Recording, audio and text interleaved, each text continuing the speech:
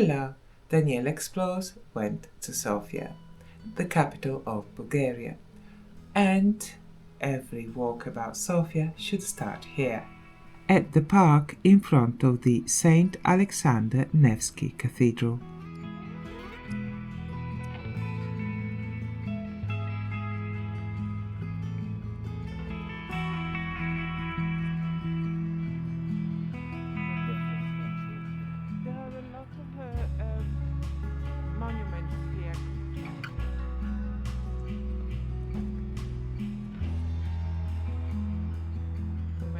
Commemorating various battles, the unknown soldiers, the blind soldiers.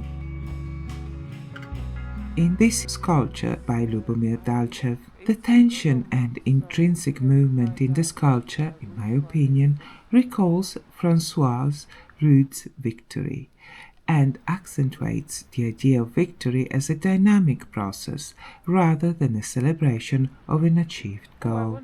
This is the monument of the Bulgarian Volunteers in the Russo-Turkish War, or the War of Liberation.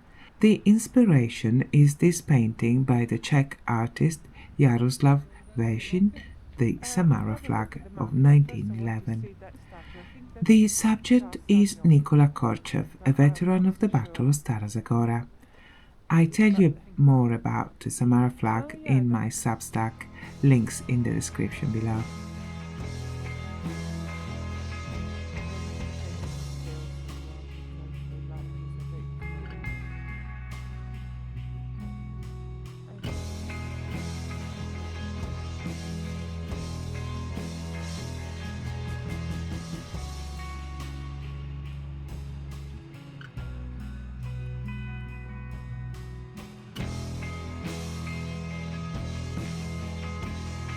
The path takes us back to another major work by Dalchev, Mauthausen. Mauthausen was a Nazi concentration camp near the Austrian town of the same name. Dalchev's sculpture captured the emotion of the end of the war and the beginning of freedom. The character stands tall and proud, arm raised to the sky, but even in the moment of celebration, the shaven head, the sunken cheeks, and the deep lines of the face and the ravaged body reminds us of the suffering that has gone before.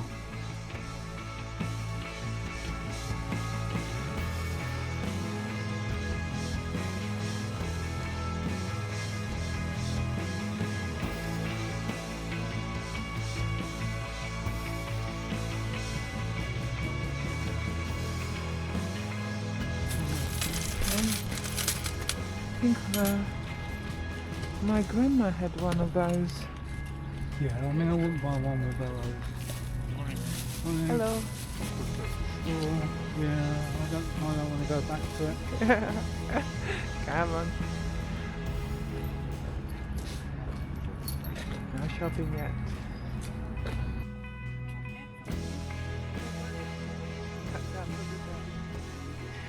We came across this small delightful market where you can find a few Russian-inspired souvenirs and memorabilia.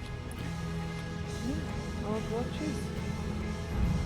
You said you No, I didn't. You did, maybe. I didn't.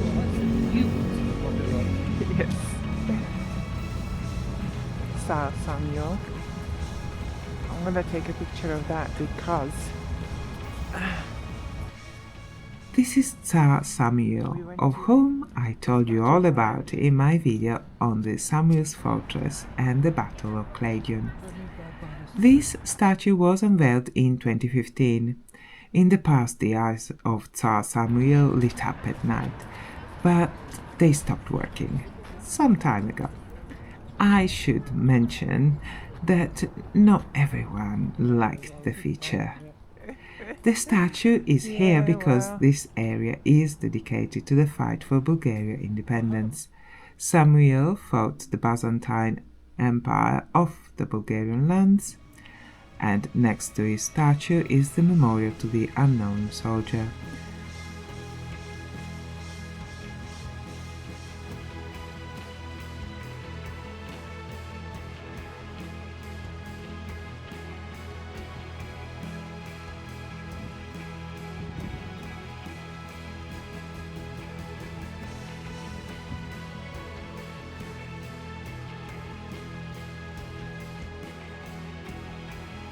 and past the, of course, the Saint Alexander Nevsky Cathedral. The cathedral is dedicated to Saint Alexander Nevsky because Saint Nevsky was the patron saint of the Tsar Liberator, Emperor Alexander II. And now the Russian-inspired souvenirs for sale make a bit more sense. Well, time for a bit of history.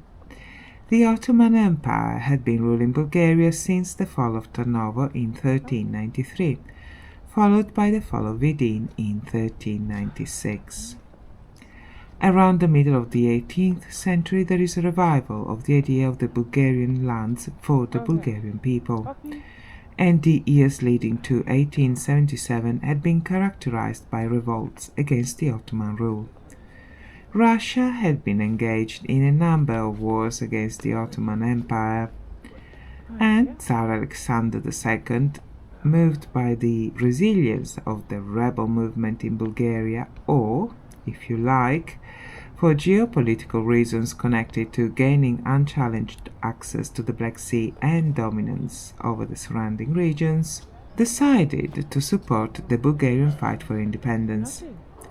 Either way, Russian troops marched into Bulgaria. Many Bulgarians joined the Tsar's army as volunteers. The most revered and remembered battle of the war is the Battle of the Shipka, which actually was 4 battles. The Shipka Pass was of strategic importance in the defense of northern Bulgaria, and the Russian troops and Bulgarian volunteers' successful defense of the pass determined to a large extent the outcome of the war: the Russian victory over the Ottomans and Bulgaria independence. The Battle of the Shipka and Tsar Alexander II are cornerstones of modern Bulgaria origin story. The cathedral is in honor of Tsar Alexander II, the Tsar Liberator, and the people that died fighting for a free Bulgaria. This location was chosen because, at the time, it was the highest point in the city, and it is in line of sight of St. Sofia, historically the main place of worship in the city. The cathedral was designed by the Russian architect Alexander Nikanorovich Pomerantsev. The church is of the cross-shaped plan and is in the Russian Neo-Byzantine style. It is grand and very tall. From the beginning it was built to impress. It is the Bulgarian church equivalent of St. Peter in Rome for the Catholic Church or Canterbury Cathedral for the Anglican Church. And with its large golden dome, it remains a beacon in the landscape. The cathedral was completed in 1912. The space inside is light and airy. The use of the multicolored marble under the cupola creates the illusion of upwards movement, thus creating a spiritual connection between the material world and the heavens. Filming is not permitted inside the cathedral, but the cathedral website has a wonderful walking tour, and I used that to show you a bit of the inside. Link below.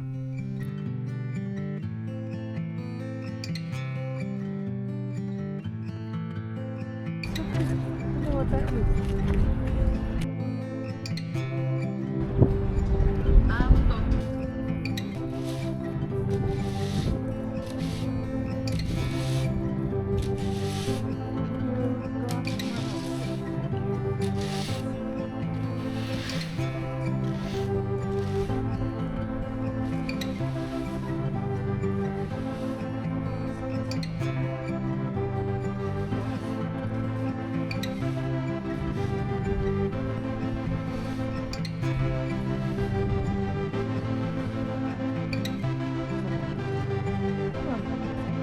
It's too early, I know. I know, like an hour early.